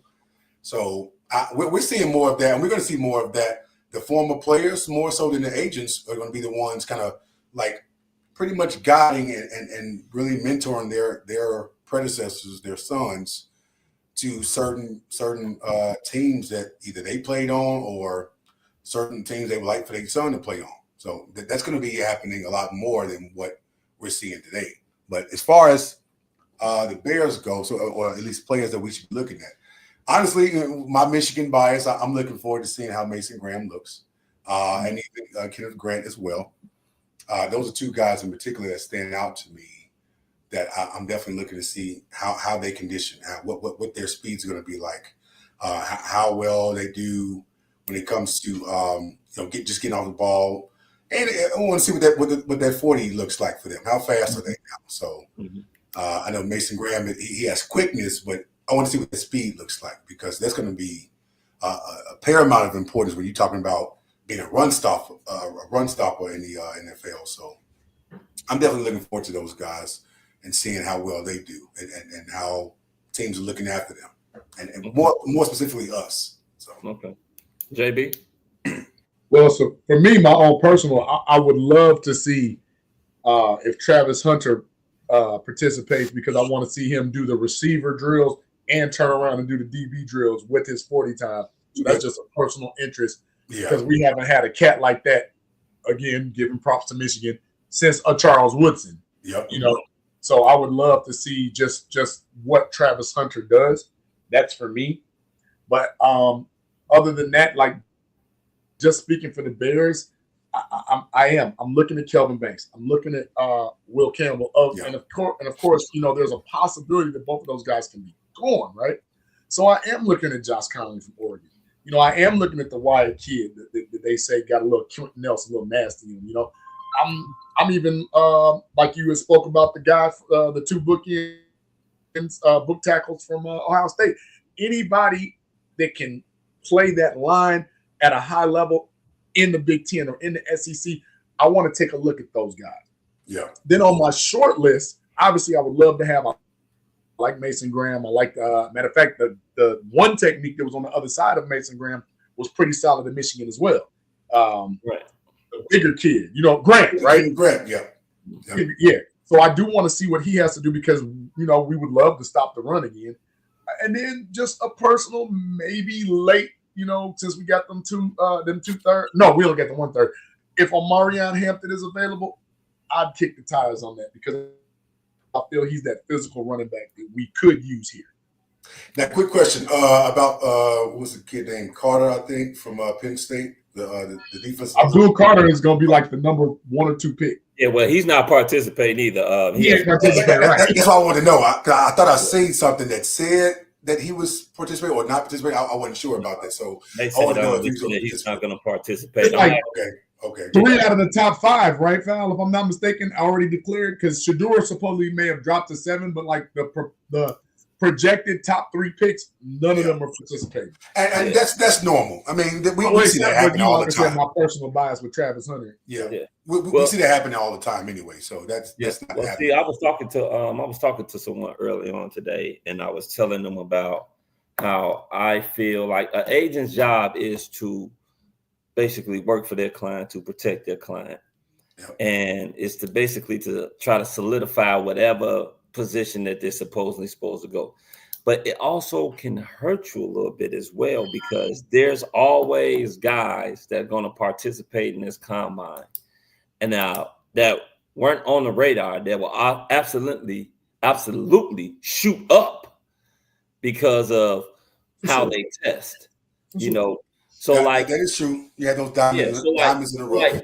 Like this, those unicorns. This draft here, like we said last week, it doesn't have a bona fide number one, like a guy like, the consensus is that he's going to go number one, whether it's a 70% chance, an 80% chance, hell, a 65% chance. Right now, this shit is up for grabs. Who's going to go number one? Doesn't nobody really know who's going to go number one. So this is one of those drafts where I don't think that there is like that franchise-defining, franchise-changing type player there. It's just a draft that's full of guys that can be pretty good or very good. I don't see no one that's like as they say, a can't-miss prospect here. So it's going to be very funny to see how these guys actually turn up. And then we all know one thing about the combine, it's always some guy that shoots up from out of nowhere. You didn't know about him, and all of a sudden, on the radar. Probably a second round until now he's a mid-first or top 10 type guy that just shoots out of nowhere. So I'm interested to see who that is. If I was Cam Ward, I would actually, me personally, I would actually sit up there and participate, because I can possibly nab that number one spot by showing off. Because one thing that we do know, Shador's not going to run the 40 because he's not a fast guy. He's not fast, right? Nah. So if Cam Ward comes in there and runs like, let's just say a 4.4, that's going to help him shoot up. Let's say he comes out there and he starts throwing the ball and he's completing passes. Arm strength is better than what guys actually thought there was. Now, all of a sudden, what you're going to do, you're going to hear about Cam Ward being the number one quarterback. Now, Quinn Ewers is going to be in he participating, because as far as arm strength goes, if I was him, I would participate. He needs to. He has some pretty good. He had pretty good arm strength. Now he's obviously not as. But he's always hurt. Fast. He always hurt. Yeah, he is. But my question though, and for full disclosure to all our viewers and listeners of the show, I want you all to pay no attention to the so-called college football experts, the Todd McShays and the damn Mel Kipers, who get paid to say dumb shit and get paid to be wrong, right? These people, obviously, they just push out a lot of narratives about. They like the weatherman, baby. They get paid. Yeah. They get paid to be wrong instantly. And so those type of guys, don't listen for that. Because if you are a true college football fan and college football watcher like we are, then you know what you're looking at. The eyeball test above anything else, above analytics, above any commentating or what's those dumbass interviews they go on, like these personal interviews or these personality interviews that they do with these players. I'm like, his characters in question based on what? What has he done? I remember when he was a kid. When he's a kid, he was with some guys, and they stole out of a corner store. What the hell does that have to do with the damn price of the damn iPhone in Tokyo? Your scouting department comes into play, because now are you scouting the character of the man that's in front of you now, or the kid that was 16? That's what I'm saying, man. And so I get mad when I hear some of these damn sports pundits get on these damn shows, bringing up personal lives of these damn players or personal experiences for these damn players, trying to sit up here and garnish some type of sympathy or empathy for them, or even have people looking at them differently, like, oh, I don't think we should take a risk on this kid. It's propaganda because you don't have nothing else to talk about. Yeah, but here's it's for clickbait and shock value, and it's the wrong damn clickbait. It definitely is. I get tired of that shit. But when you're looking for shock value and clickbait, it's gonna always start with the quarterback position because that's the top spot. Yeah, it's always gonna start with that. So the thing about Shedeur, you already know his story writes itself with his daddy. The thing about Cam Ward, he's got a really good upside. He's a good quarterback, but we don't know, can he run for real? Because every time he runs, it looks like he's jogging. Is he really fast, or is that just what he is? And people gonna question why did he sit out in that last game?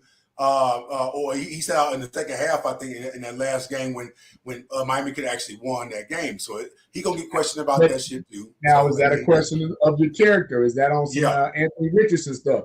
You know, we got the questions about Jalen Milroe. Yep. Will Howard, is he going to be the first Ohio State quarterback to actually do anything? I like Kyle McCord out of Syracuse. The one compelling one of which I don't even know if y'all paid attention to, how they be comparing Dylan Gabriel to like Doug Flutie, but with a better arm, with like a rocket arm. They definitely that's other person too. Now he has to participate because I need to see what Dylan Gabriel is. He's diminutive. He's only like 5'10". Dylan Gabriel's short. Yeah, he's a small guy, but I mean, he be bombing the damn ball, but obviously that's. He can throw the ball through a brick wall. He's more like a pitcher. Yeah, it's like based on him playing in Oregon. I mean, Oregon always had quarterbacks that's always airing the damn ball out. So that's not saying a whole lot. But I need to see what his makeup is during the combine to see what his speed level, what his awareness looks like, stuff like that. So I think he can be a gold mine. He can be a nice pickup somewhere.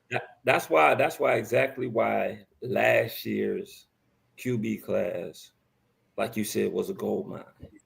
Yeah. Because the thank you, Tucson. I like you had Bryce Young and CJ Stroud come out. Yep. I would have sit up there. That's why I didn't mind Ryan Poles doing what he did as far as trading out, having that number one pick and trading out of it, because we all knew coming into that next year that was going to be the gold mine. Like last year's QB class had the most QBs taken in the first round ever. QBs and receiver class was. I thought it was tied for 5 with 84. Oh, they went more than 5. It was tied. It was more than 5, I believe. Yeah, it was more than 5. Now, last year I thought there was 5 quarterbacks taken last year. In the first round, I think it was 5. Yeah, you know what? Now I think about it. You had Caleb, Jay, you had Drake May, Jaden, Penix, and then you had Penix. Michael Penix. Oh, it was 6. Right, it was 6. So it was 6. That's right. Yeah. And so the quarterback class and the receiver class was one of the best classes we've seen in so like in a while so far from a talent perspective. So yeah, last year. So tell me this with the draft, and I'm glad Lorenzo put this up there. Suppose trade out of the 10 with this class not having like those type of guys in there where you may have like a generational wide receiver, like many people were saying about Marvin Harrison Jr., a generational quarterback like people were saying about Caleb Williams. You know what I'm saying? Hell, a generational tight end like Brock Bowers. You know, with this class not having those type of high-end talented players, just having probably very good to good players, would you be willing to trade back a little bit to get someone? Because, I mean, right now, you don't even know who's the top dog as far as the tackle position that we were sitting up there saying. Because, yes, people like Kevin Banks, but he's sort of on the short end. He's 6'4". People like Will Campbell, he's 6'6" or 6'5", but he got short arms. Yeah, that's crazy. So Will Campbell tall with short arms, and Kelvin is short with long arms. Should I take the guy that that's crazy though? How that worked out? He's longer arms, or should I take the guy that's taller in height, but he's. So can I say this? And I'm with complete reverence, and I know you all will probably agree/disagree at certain times. Now, the whole top can't miss Caleb Jaden thing, quarterback wise, we don't have that from that position. Maybe not even from the receiver. We don't have a Marvin Harrison Jr., a Malik Neighbors type, right? But on the defensive side, I feel they're also like Abdul Carter, like damn it, if he is not my top list, man, he Mike Vrabel pick, like he is such a Mike Vrabel pick, like, and then with the what Travis Hunter can do, I'm saying like this: even if Cleveland, to me, it doesn't make sense for you to draft a quarterback this year, knowing that you can't get rid of Deshaun until next year anyway, unless you want to draft a quarterback, let him sit behind Deshaun and Dorian Taylor. What is his name? Well, Dorian. Atlanta did the shit in the same year, so why wouldn't Cleveland do that, right? I No, don't know because what Cleveland draft positions look like, but no. I would do that. The reason why I say I wouldn't draft a quarterback this year is because with the looming decision of losing a Myles Garrett, if Abdul Carter is there at 2 because the Patriots took Travis Hunter, I think you got to take Abdul Carter. I think you do. Because Cam Ward over Abdul Carter, I don't see it. Because you paying this man $200-something million guaranteed. He going to play. Well, right, we still know what the asking price is for Myles Garrett, so we don't know if he's going to be able to be moved this year. But do you take that chance? That's a good question. Put Bullet's comment up. He says, short arms don't mean shit. Dude can play left tackle. Olin Cruz has short arms. Who cares? Well, unfortunately, in the NFL, short arms do matter. Arm length does matter.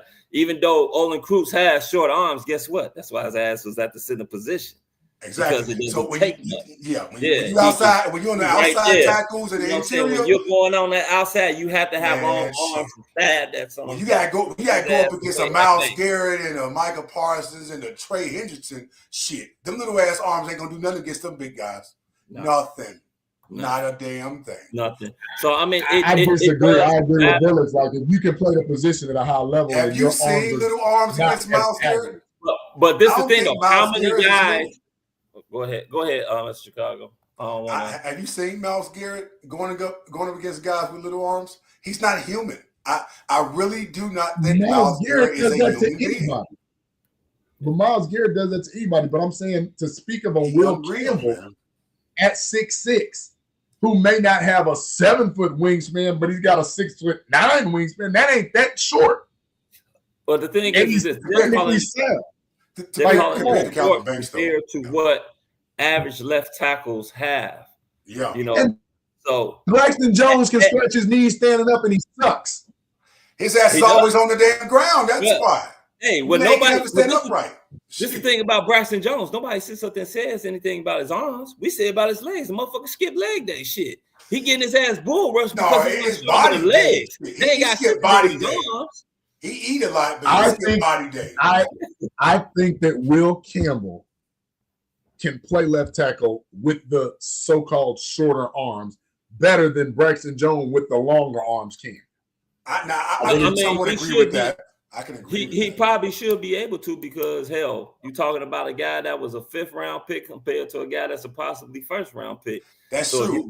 So that measuring stick is awful low. That way, yeah, he should be able to. That measuring stick is awful low when you're doing the comparison. But my question to y'all is, with Dennis Allen being the defensive coordinator, what picks are you all thinking he's looking at when it comes to bringing these rookies into this defense and actually incorporating what he was doing with the Saints? Because that Saints defense was pretty damn stout for a number of years with him running that defense.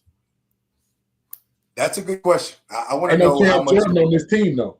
No, not currently, but I'm pretty sure he can find someone, or he's looking at Carter can be a Cam Jordan like. But the thing is, are you willing to trade up to get a Carter? Because that's a big risk. Where is he projected to go? You gotta hit on that if you trade up. What pick is he projected to go? Like 1 or 2. No, Abdul Carter is predicted to go 1 or 2. He's probably going. He's going top 5 for sure. I thought about like 3 or 4. I didn't think top 2 though. They said he's predicted from different mock drafts to be the number 1 pick. Mel Kiper's first whatever 2.3 or whatever it is. He literally is saying Abdul Carter is going to be a Patriot, which, like we just stated, that is such a Mike Vrabel pick. Because now you're just gonna pin his ears back and go. And Mike Vrabel gonna have him right, man. So Mike Vrabel gonna have him super right. Super right. So here's the thing, though. So to your question, Foul, about who stands out to you as a world beater or a possible game changer in the draft, if nobody stands out, then why not trade that pick and a couple other picks for Myles goddamn Garrett. If you're looking for a Myles Garrett type, Myles Garrett is right here. Or, now I heard some conversation, I don't know how true this is, speculation that we could be looking at bringing in Chase Young on a cheap deal, because obviously he did pretty decent or well with Dennis Allen over there in New Orleans. But Chase Young is not a world beater to me. I thought he was going to be better than what he was coming out of Ohio State, but the injuries hurt him. He's still young, but I was looking at him to be more of a Nick Bosa when coming out of Ohio State the way he did, but it didn't turn out that way. Not to say it won't, but let me preface this and phrase this a different way. We think, nobody knows for sure unless you're in that locker room, but we think the Tennessee Titans have moved on from Will Levis. Is that at least feasible for this panel? That might be the case. If they're looking, if quarterback is on their list, then they're looking to move on, or at least have quarterback competition with Will Levis. So, feel me. Is it a possibility that Tennessee is willing to trade back, knowing that, Will Levis is not that great, but is Cam Ward going to be better than Will Levis? They don't know, but do they want to backtrack, make some picks, right? Cleveland, like I said to you, there's a lot of drama. This is very soap operation. Do they pick Shador, Cam Ward, or do they go Abdul Carter? Then when you take Shador off that list. Shador is not going to Cleveland. I can almost guarantee that. I'm just going off of what recent mocks say, right? But once you get to 3, to me, then the draft gets a little tricky, because are you going with the Giants, and they know they need a quarterback? Shit. Are the Giants playing ball with Cleveland? Are they playing ball with Tennessee? See what I'm saying? There's a lot of unwritten storylines. I think those when you get to 4, bro, you can't tell me that if all that happens and all that BS takes place, and Abdul Carter does go to the Patriots at 4, because I don't think there's a need for them to trade up. Yeah. But then now you're talking about, where does Travis Hunter go? That means some top players, some top dogs are going to fall in our lap at 10. Just think about it. I highly doubt Travis Hunter is going to be dropping that damn low. I could be wrong, but ain't no way. If they stupid enough to let that kid drop listen. 9 or 10, I'm not saying get fired on the spot. Listen, I didn't say Travis Hunter was dropping. I said some of those top linemen now could fall on. So maybe Kelvin Banks is available. Yep. Maybe a Mason Graham on the D line is available. You see what I'm saying? Like that. Like there's a lot of parity. Yeah. This 1 through 3 is crazy, not because of the actual potential of the player, but because of what's needed. You cannot tell me right now, if you are the GM of the Tennessee Titans, that you're not taking offers. You can't tell me that. Well, I will tell you, if you I ain't sold on Will Levis, I ain't sold on Cam Ward. You're drafting for need and talent. Like at the same, like that player has to be a need that you need, and he has to be the talent that you need as well. You ain't drafting for just one or the other. You need both in that one spot. If you're going to stay there and draft there, that player better be both things to you. Which is why I said if they were willing to trade out, because show of hands. Maybe what's the likelihood show of that hands would trade up? Does Cam Ward become the number 1 pick for the Titans? Raise your hand if you think so. Exactly. I mean, well, the thing is, when you look at it like this, I can see Las Vegas moving up.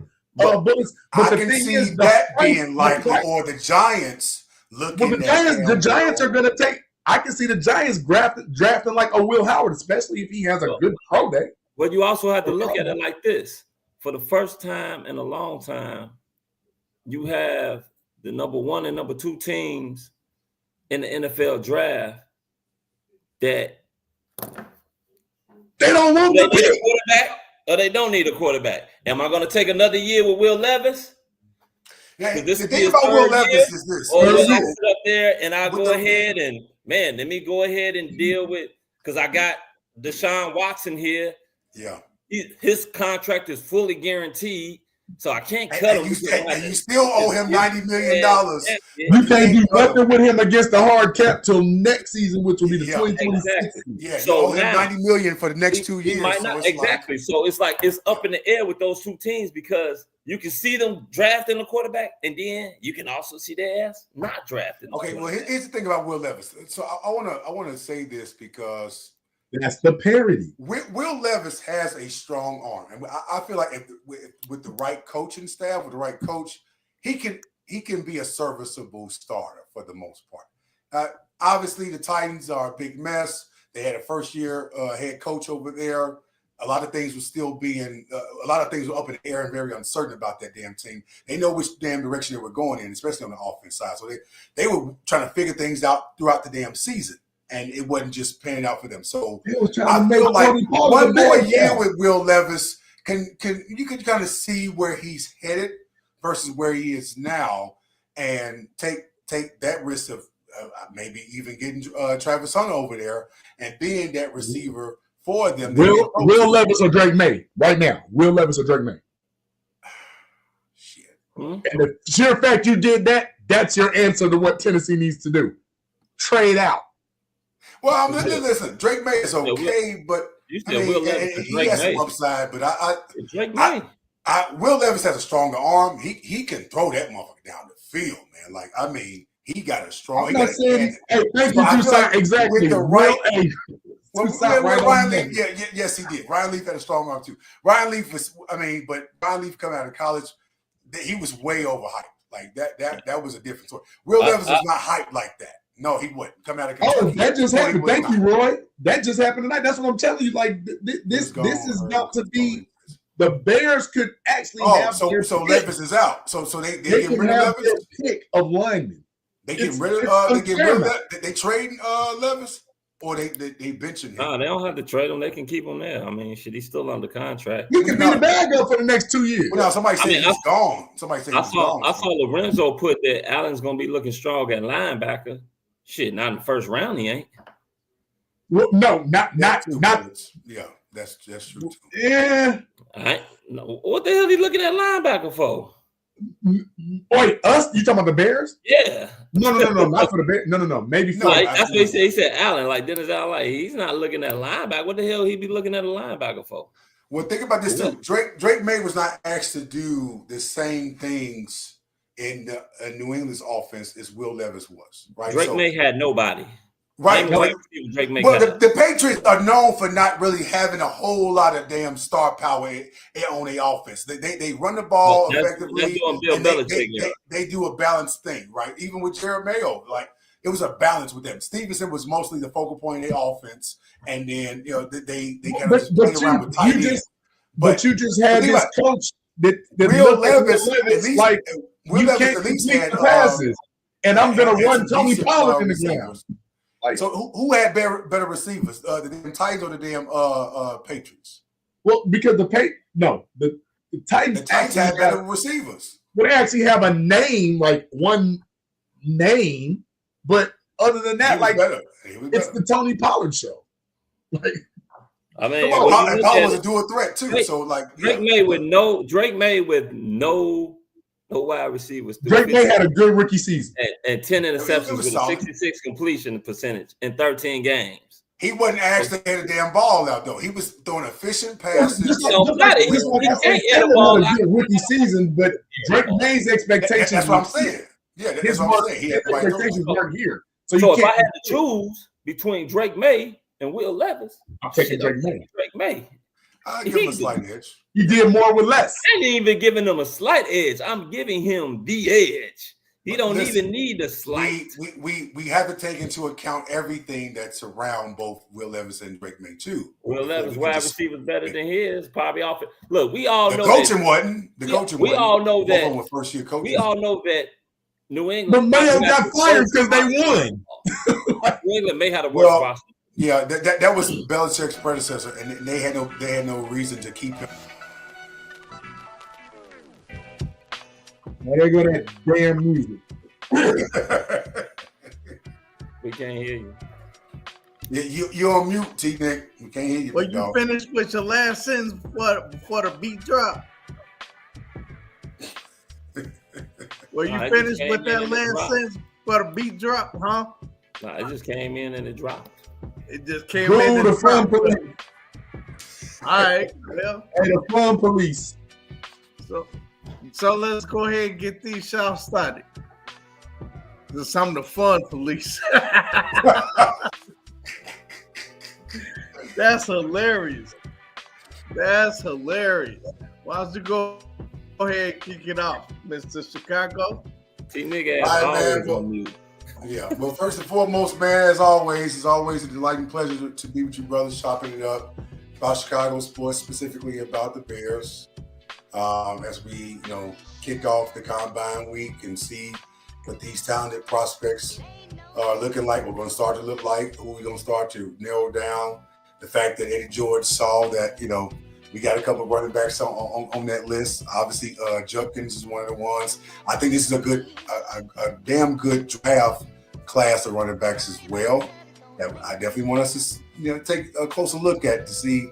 Obviously, Ashton Gentry is the main person that's out there in the forefront, but I'm pretty sure he's not the only one on that list of considerations of guys that we would even take in that matter. So, but yeah, I'm looking forward to seeing what this draft look like, man, and what we're looking at, and how we view this class in terms of need and talent.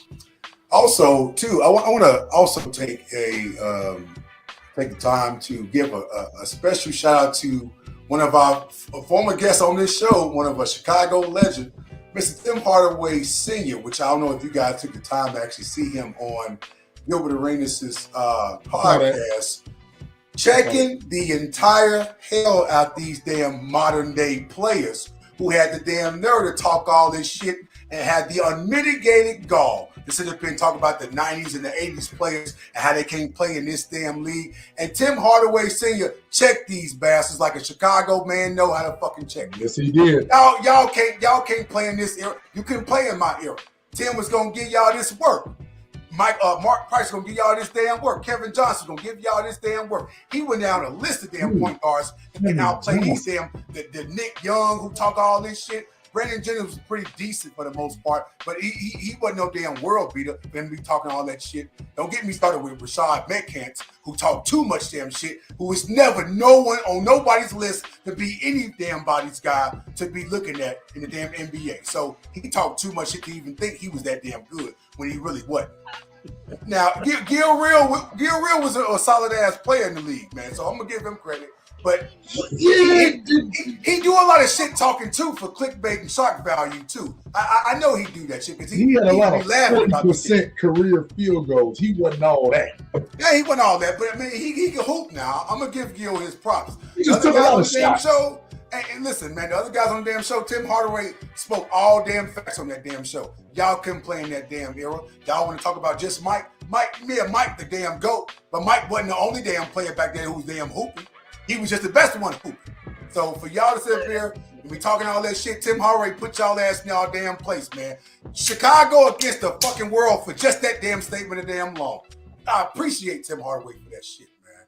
Thank you for that. All right. Go watch it. I'm sick of these damn folks talking all that shit about all the 80s and 90s. They can't hoop. Get y'all ass out of here. What you say? You good, Mr. Chicago? You need now, drink man. water, A Chicago legend put their ass in their damn place, like a father does his damn son. Shit. All right, then. I just want to Found mouth and say, boy. All right. First of all, I want to give a shout out to Mr. Fred Evans, I guess, for the night. He came on. Olympic champion. Swimming champion. Big time. Black History Month. What can we say? It comes, it goes.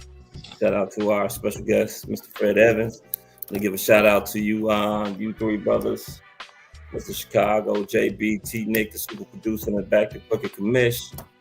It's always fun coming on here with you guys every Tuesday. Debating sports, talking sports, love for the Chicago sports.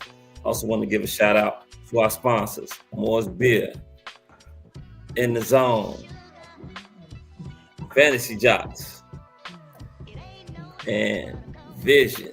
You gotta have that vision. Okay? But you got to have vision.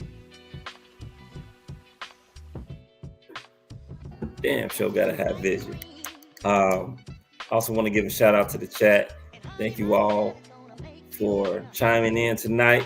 And also remember to like and subscribe to the Chicago Clubhouse Podcast. Remember, the Chicago Clubhouse Podcast is a part of the Chicago Clubhouse Network, where we have content going on mostly throughout the week. Mondays, during football season, we had a fantasy show with the Crooked Commish. Tuesdays, the Chicago Clubhouse Podcast. Us four brothers. We're forgetting one with Frank the Tank. He wasn't here today. Also want to give also Wednesdays with Sherry Green. She said what she said. Damn it. Thursdays, you either got Plunk, baseball season, or you got Bull Spit, basketball season. Fridays, probably be open. Sometimes Easy does it. Sometimes he does not. Saturdays is pretty much open. Sundays, during Chicago Bears season, we do have our Chicago Bears pregame, usually with our boys Amp and the Chef. All right. So also want to give a shout out to the kiddies. They didn't have school today, which means they got on my damn nerves. Shout out to my baby boy Ricky, who sleep. Ricky! Yeah, Ricky sleep. Ricky! Yeah, Ricky is sleep with his mama, so thank God for that. Shout out to her as well. And shout out to everybody out there. Please be safe. Monitor your surroundings, and much love in the shot. All right. Okay. Well, it's on you, JB. I just want to quantify something that the Chicago started off with. I would love to get Tim Hardaway back on now so we can go straight retro with him because, again, Gilbert Arenas only had 3 good seasons.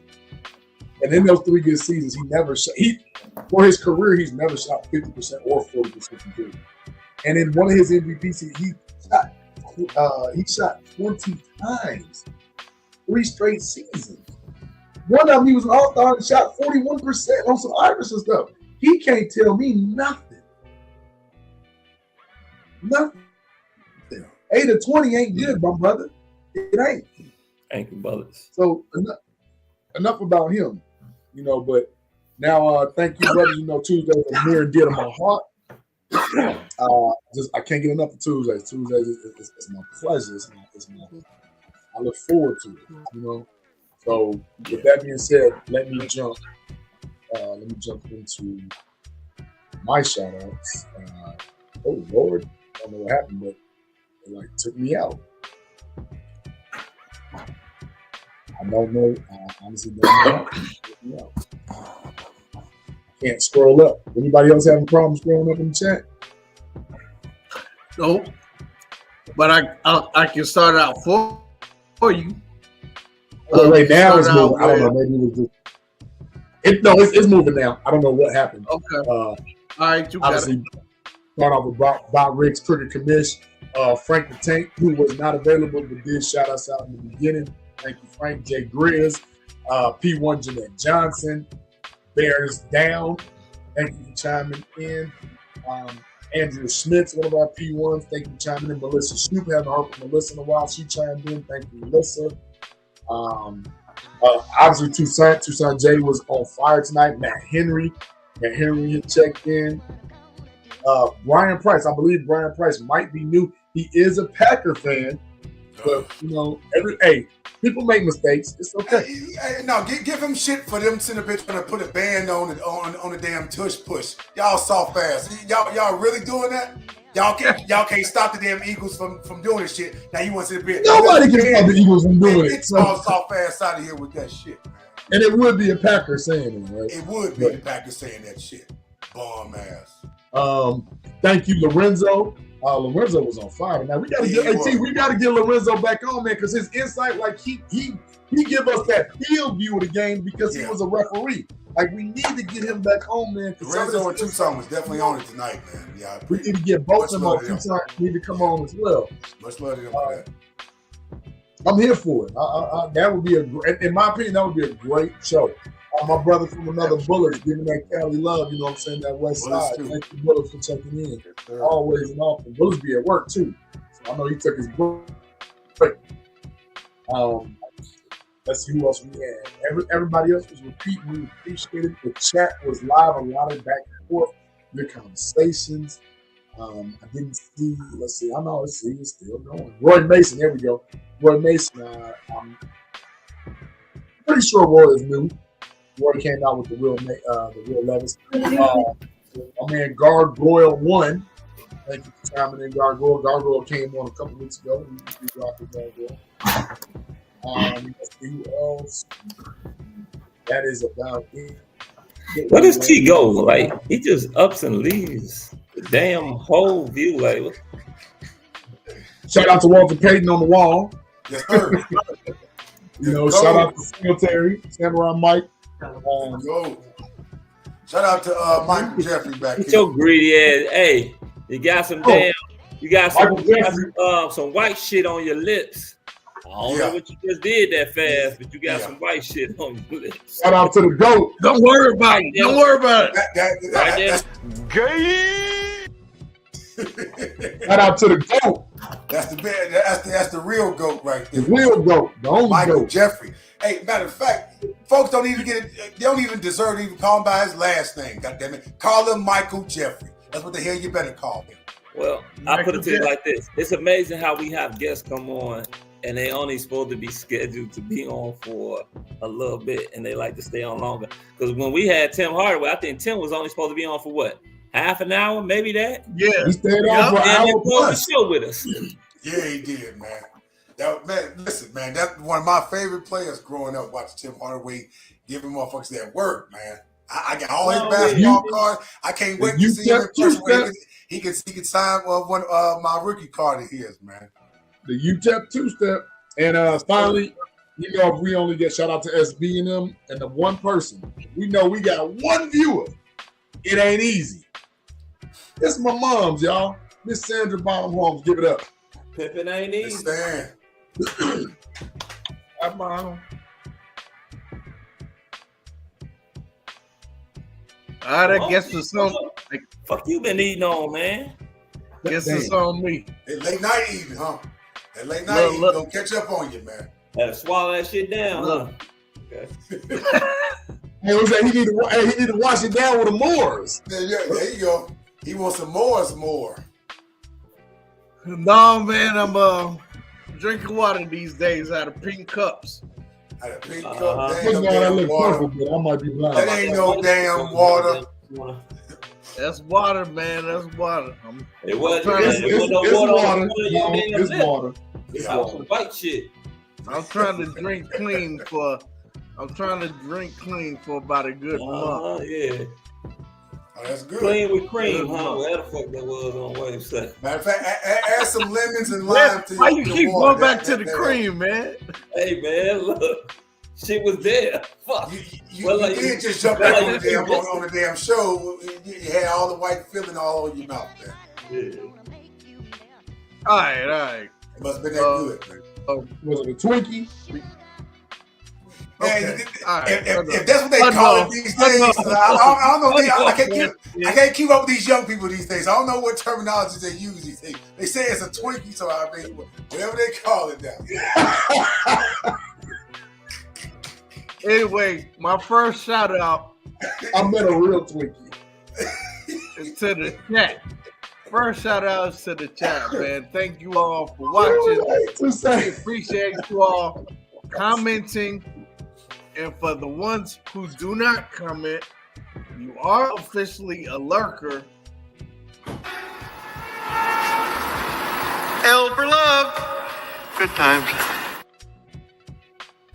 But you put up with our foolishness, so we appreciate it, man. Thank you very much. And come back, because we need each and every one of you. It's like a family here. The Clubhouse podcast is like a family here. So come back. Know everybody by first name. Well, a lot of you, that's all you put up anyway, is first name. But my second shout out to my guys, JB the Stat Man, Foulmouth C, Mr. Chicago. We'll be no show without y'all, man. Don't nobody want to hear me for no 2 hours. Well, see, white shit I on appreciate the y'all. Yeah, with white shit on the side, man. Leave that white shit alone, man. Leave it alone. We trying to tell you that, but listen, we go back off there. So yeah, shout out to you guys, man, and shout out to Mr. Fred Evans. Yes, sir. For taking the time to come holler at us, man.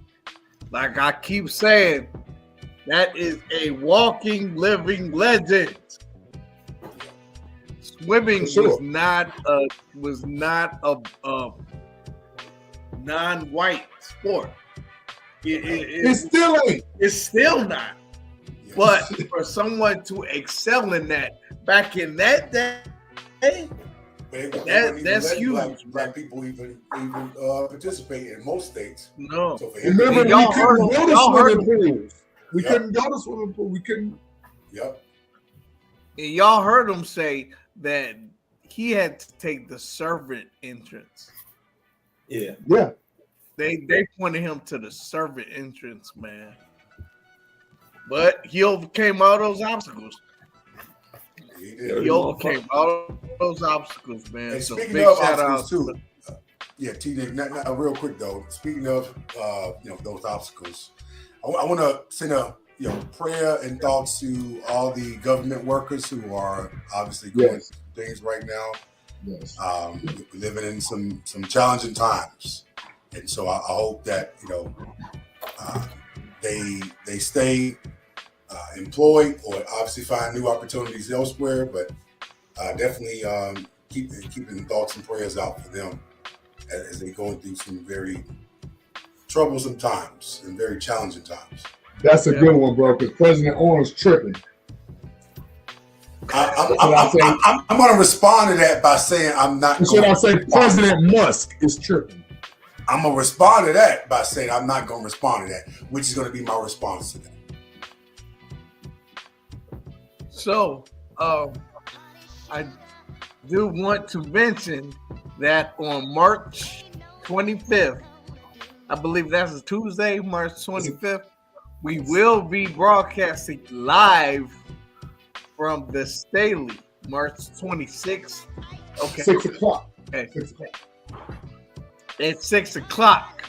So Tuesday, March 25th, 6 o'clock. Okay, you confusing the shit out of me. But I got it right now. Okay. So on Tuesday, March 25th at 6 o'clock, we will be broadcasting live from the Staley right on the corner of 18th and Michigan. The Staley is Israel Adonijah, former Bears, his restaurant. We will be sitting down with him. Well, I don't know how long, but we're gonna sit down with him. We're gonna have some food. We're gonna have some drinks. I'm gonna have water, of course. It's gonna be a good time. So mark your calendars because we need you in the place. And as I said last podcast, drinks on JB. Drinks on JB. If you show up, make sure JB gets you a drink. Tell him JB said he was gonna buy me a drink. He got you. It's L's for love. But Tnic, you do realize that between now and the 25th, that's actually over a month. So that would be past the time that you're doing your clean drinking, which means you're probably going to have a drink or two. I can drink. I can drink. I would just, throwing it out there. I might indulge. I don't know, but man, you know what? I think maybe you should try to find a plane ticket. Yeah, I think That's so what too. you should do. How You about should try that? to find a plane ticket. Yeah, man. Listen, listen. If not a plane ticket, I might catch the train or drive because hell, planes is just falling out the damn sky all of a damn sudden, and now I'm a little man, worried about it. come on, man. Listen. I ain't never been That's weary another about flying show. before, but that's another story for another day. But I'm just saying, man. I gotta be keeping my eyes on flights, man. That's all I'm saying. So we got a lot of Damn, new remember and the exciting Mega things coming up with this network. I'm not gonna go into it right now because we're over the 2-hour mark. But I will just say it's some exciting things coming up. We got some new sponsors coming in, and we got new equipment, and man, it's gonna be dope. We got some new shows, we got some new personalities. It's gonna be a lot of fun, man. But that is it for my shout outs. I'm done. We out. Chicago. Oh, You man. got to decide whether you're a wolf or a sheep. And one more thing, Commish. Hold up. I did want to say something about one of our people that's on our that's with our network. It is her birthday on the 26th, Miss Lola. Oh, it is her birthday on February 26th. So the bunny. Her. Right. Yeah, shout out to her. And one more thing, the Cubs did start spring training. As bad as they are, and as much as I wasn't going to mention them, they did start spring training. And our guy, our boy, he went out there. Super Cubs fan, Cricket Commish. There he is. Him and the wife. It was out there kicking it. Yeah. And hopefully the Cubs can actually do something this season. But who was on that shirt? Was that Andre Dawson? On the T-shirt, I thought that too. It looked like Andre Dawson. I like that shirt, Crook. Maybe they can get Andre Dawson to help them this season.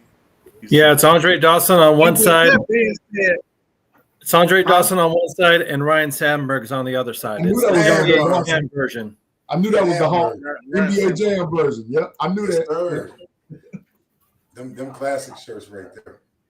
And with that being said, I'm Tnic, point guard, quarterback. That's the man.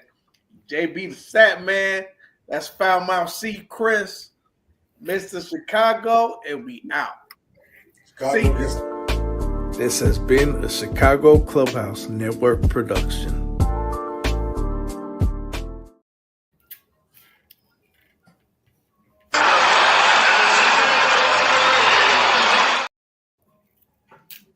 Good night, Paris.